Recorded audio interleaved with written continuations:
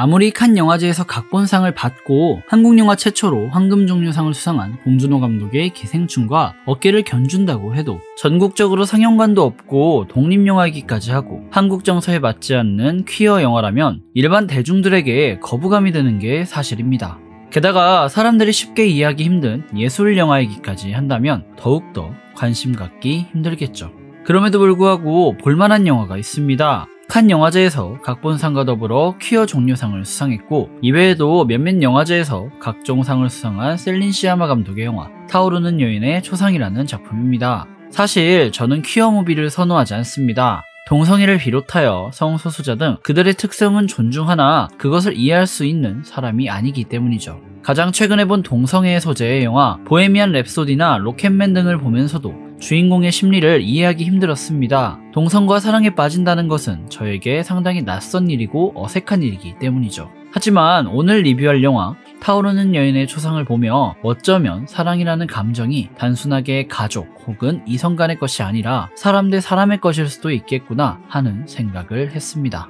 클로즈업 씬의 빈번한 활용을 통해 두 주인공의 시선을 따라가며 심리를 묘사했던 장면이 일품이었고 그림과 화가를 소재로 한 영화답게 영화의 모든 장면이 마치 한 폭의 그림 같았던 미술 효과가 굉장히 인상 깊었던 영화입니다.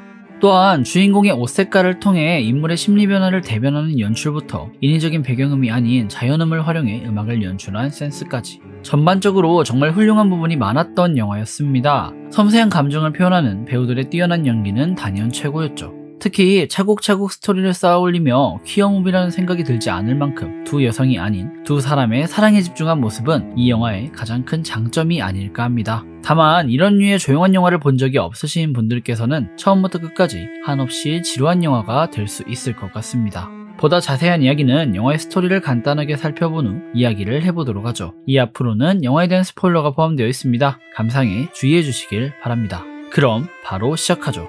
시대는 18세기 프랑스. 여성화가의 활동이 제한되던 시기. 화가 마리안느는 흥미로운 제안을 받게 됩니다. 당시 귀족들 사이에서는 혼인 전에 여성의 그림을 남성의 집안으로 보내는 풍습이 있었는데 백작 부인이 자신의 딸인 엘로이즈의 초상화를 그려달라는 부탁을 한 것입니다. 그런데 조건이 붙습니다. 딸 엘로이즈가 포즈 취하기를 싫어하기 때문에 몰래 그려달라는 것이죠. 이날 이후 자신을 산책 친구라고 속인 마리안느는 하루 종일 엘로이즈와 붙어다니며 그녀의 모든 것을 관찰하게 됩니다. 그녀가 가까이서 관찰한 엘로이즈는 진취적인 인물이었습니다. 언니의 갑작스러운 자살로 언니 대신 정략 결혼을 해야 하는 상황이지만 항상 밝은 인물이었고 귀족임에도 불구하고 그를 모르는 하녀 소피를 위해 책을 읽어주는 친절한 사람이었습니다. 극중 그녀의 대사처럼 사람은 모두 평등하다는 의식을 갖고 있는 당시 보기 드문 여성이었죠. 초상화를 그리기 위해 포즈를 취하며 자신을 틀에 가두는 것을 좋아하지 않는 그런 자유로운 여성이었습니다.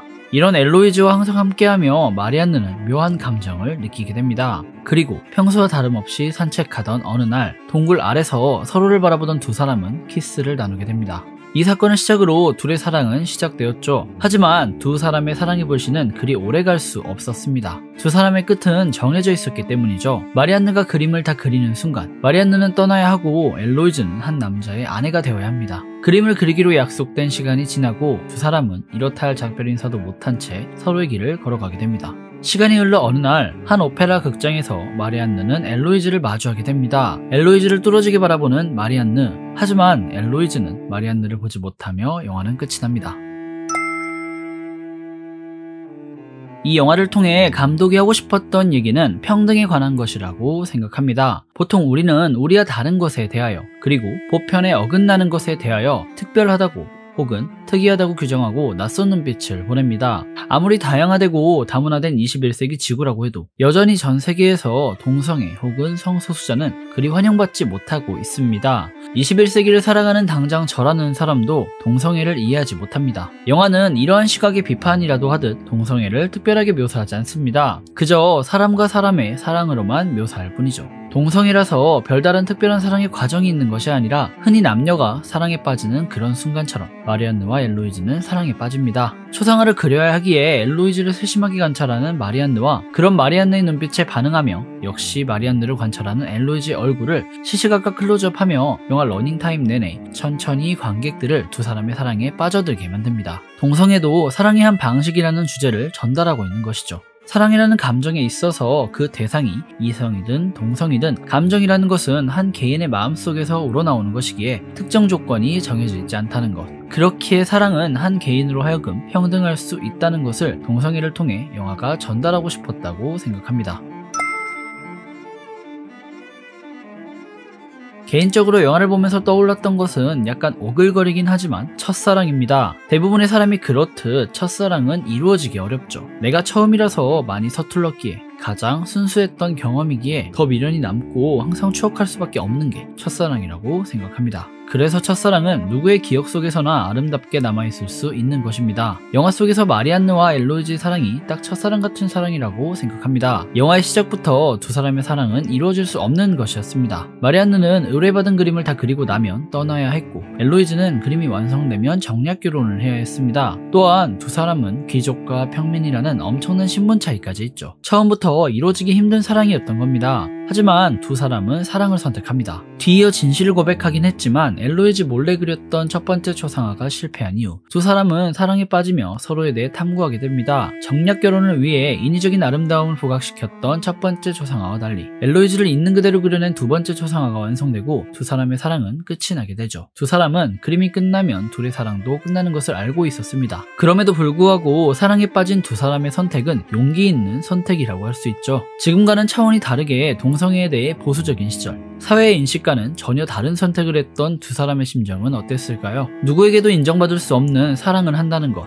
오로지 자신들의 감정에만 집중해 사랑을 하는 용기 있는 인물들을 보여주기에 이 영화가 진정한 사랑을 다룬 아름다운 영화가 아닐까 합니다.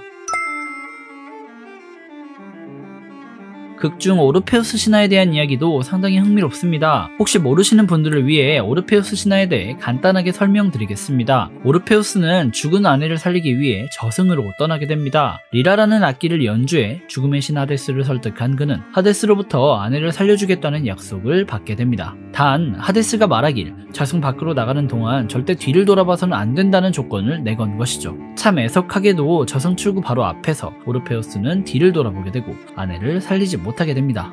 영화 속에서 오르페우스 신화에 대한 상징적인 장면이 다수 등장합니다. 그중 저는 영화의 맨 마지막 장면이 인상 깊습니다. 엘로이즈와 헤어지고 시간이 흘러 전시회를 연 마리안느 곁에 한 남자가 다가옵니다. 그는 마리안느가 그린 그림이 특이하다고 말하죠. 오르페우스가 뒤를 돌아보기 전이나 아내의 죽음 이후 오르페우스의 그림을 그리는 게 보통인데 마리안느의 그림은 오르페우스가 뒤를 돌아보며 아내와 이별하는 장면을 그렸기 때문입니다. 저는 이 장면을 통해 사랑은 두 사람의 이야기다 라는 주제를 전달하고 싶었다고 생각합니다. 영화 속 시간적 배경은 정략 결혼으로 여성이 상품화되었던 시대, 여성이 제 이름으로 그림을 발표할 수 없었던 시대, 오직 남성만이 중심이 되었던 시대입니다. 오르페우스가 뒤를 돌아보기 전이나 아내 사별 후 그를 그려내는 그림은 사랑의 주체가 남성이라는 걸 드러내는 의도가 담겨 있습니다. 지극히 남성 중심적인 그림이라는 것이죠.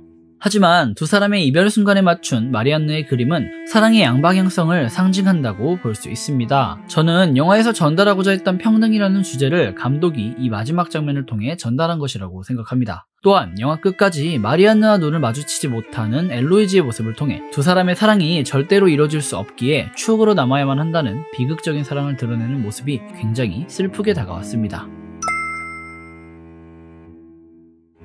18세기 프랑스, 여성은 주목받지 못했던 시기였습니다. 영화 속 마리안느는 여성 화가의 활동이 제약되었기 때문에 아버지 이름으로 작품을 발표해야 합니다. 그리고 엘로이즈는 가문의 강요에 의해 상품화된 채로 얼굴도 모르는 남자와 정략 결혼을 해야 하죠. 이러한 시대의 불합리 속에서 두 사람은 시대의 금기 동성애를 행하게 됩니다. 마지막으로 주목해야 할 인물, 소피라는 하녀는 원치 않는 임신을 하게 되고 자의로 낙태를 하게 됩니다. 이 과정에서 마리안느와 엘로이즈는 낙태를 선택한 소피의 선택을 존중해주죠. 세 여인은 각자의 방식으로 사회에 저항하고 있는 겁니다. 그리고 서로 의지하며 살아가죠. 여성이라는 이유로 억압받아야 했던 인간들이 여성으로서가 아니라 한 인간으로서의 자유를 갈망하고 연대하는 모습. 저는 이러한 장면들이 마음에 들었습니다. 물론 그 당시에는 여성이 억압받는 게 어쩔 수 없는 시대의 선택이었겠지만 이에 저항했던 인간 군상의 모습을 보여준다는 것. 그리고 이를 감정을 배제한 채로 덤덤히 보여준다는 것이 너무 인상 깊었습니다. 보통 이런 장면을 보여주는 영화들의 특징이 시대의 특징을 고려하지 않은 채 단순히 감정에 의존해 그려내었다는 것과 비교해보면 더욱더 세련된 연출이 아닐까 합니다.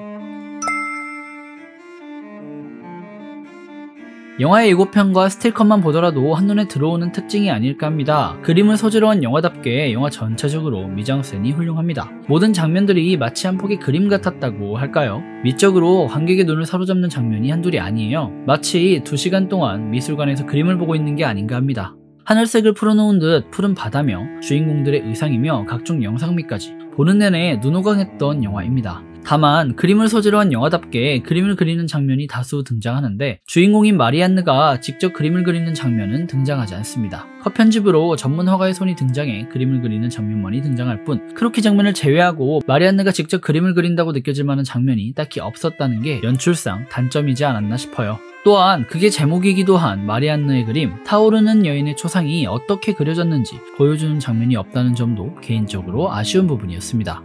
이어 극중 배경음이 정말 훌륭합니다. 사랑이라는 것이 조건이 존재하지 않는 인간의 자연스러운 감정임을 드러내기 위해서인지 영화는 한두 장면을 제외하고 인위적인 배경음이 등장하지 않습니다. 카메라로 영상을 찍으며 담긴 자연적인 소리들과 극중 인물들의 대사 소리가 전부인 영화입니다. 영화를 보며 정말 순수한 영화라는 생각을 했어요. 영화 후반부 잠깐을 제외하고 남성이 등장하지 않는 영화이기에 전체적으로 차분한 여성들의 목소리만으로 구성된 영화라서 혹시 조용한 영화, 차곡차곡 스토리를 쌓아올린 영화를 많이 보신 분들이 아니라면 지루하게 느껴지실 가능성이 굉장히 큽니다.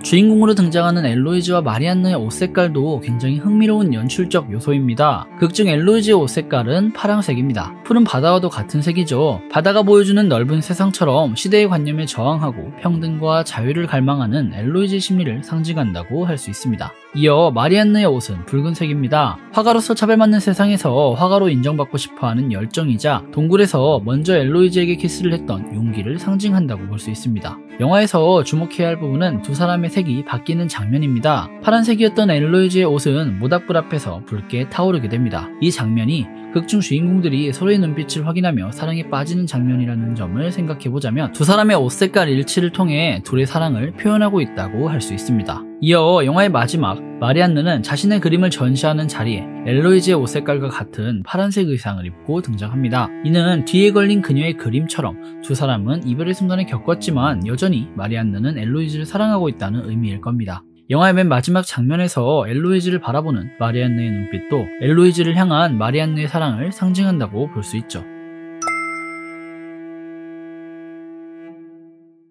지방에 살기 때문에 영화를 굉장히 어렵게 보고 왔습니다. 한 번 보고 이해할 수 있는 영화가 아니라는 생각을 합니다. 재관람을 하고 보다 자세한 리뷰를 올려드리고 싶었지만 사정이 여의치 않아 재관람은 어려울 것 같습니다. 때문에 하고 싶은 말을 다 담지 못한 게 아쉽습니다. 추후에 VOD로 나오면 꼭 다시 보고 싶은 영화입니다. 개봉한 지 2주 정도 흐른 현재 약 8만여 명의 관객들이 영화를 봐주셨습니다. 상영관이 절대적으로 부족하고 상영 시간도 그리 좋은 시간대는 아니겠지만 영화에 관심 있는 분들께서는 꼭 한번 볼만한 영화라는 생각을 합니다. 개인적으로 많은 생각을 하게 만드는 영화였어요. 재관람을 통해 자세한 이야기를 전달해드리고 싶은데 그러지 못한 게 아쉽네요. 그럼 지금까지 윤공이었고요. 긴 영상 시청해주셔서 감사합니다. 늦었지만 새해 복 많이 받으시고요. 영상 유익하셨다면 구독과 좋아요, 알람 설정 부탁드립니다. 그리고 영화에 대한 여러분들의 생각을 댓글로 달아주시면 감사하겠습니다.